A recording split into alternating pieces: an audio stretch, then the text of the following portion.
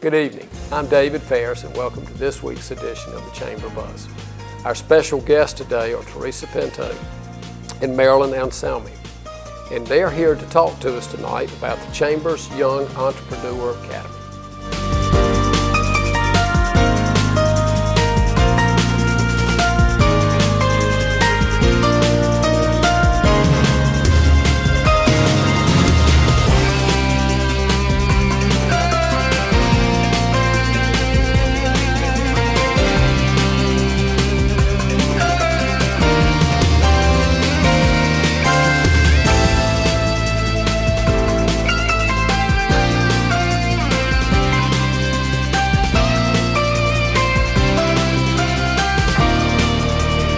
As always, the Chamber Buzz is brought to you by our good friends at Roger G. Taylor and Associates.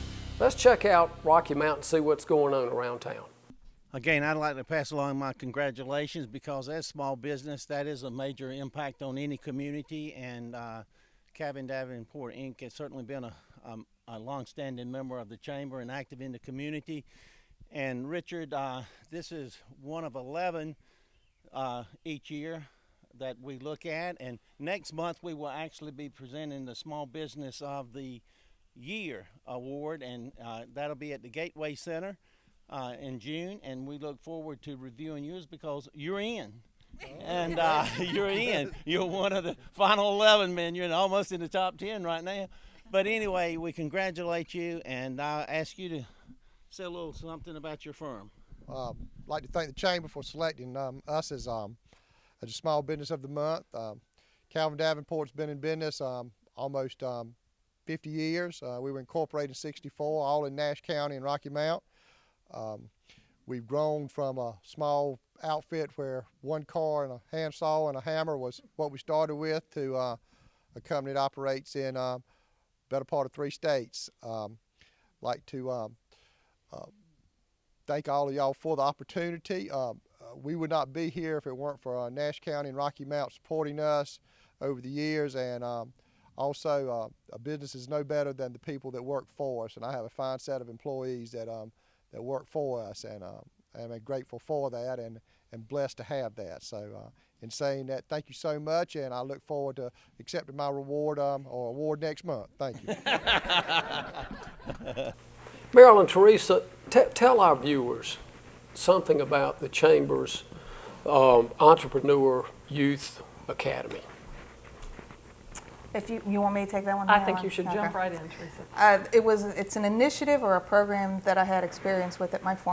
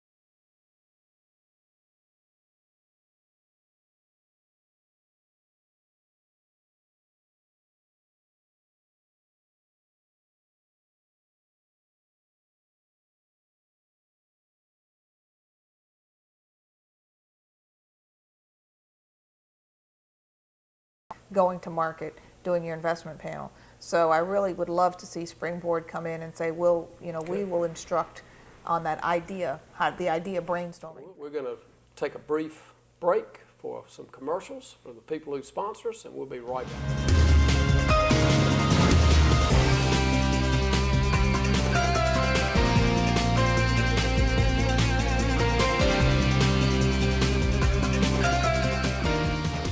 And the Chamber Buzz is proudly presented by Roger G. Taylor and Associates.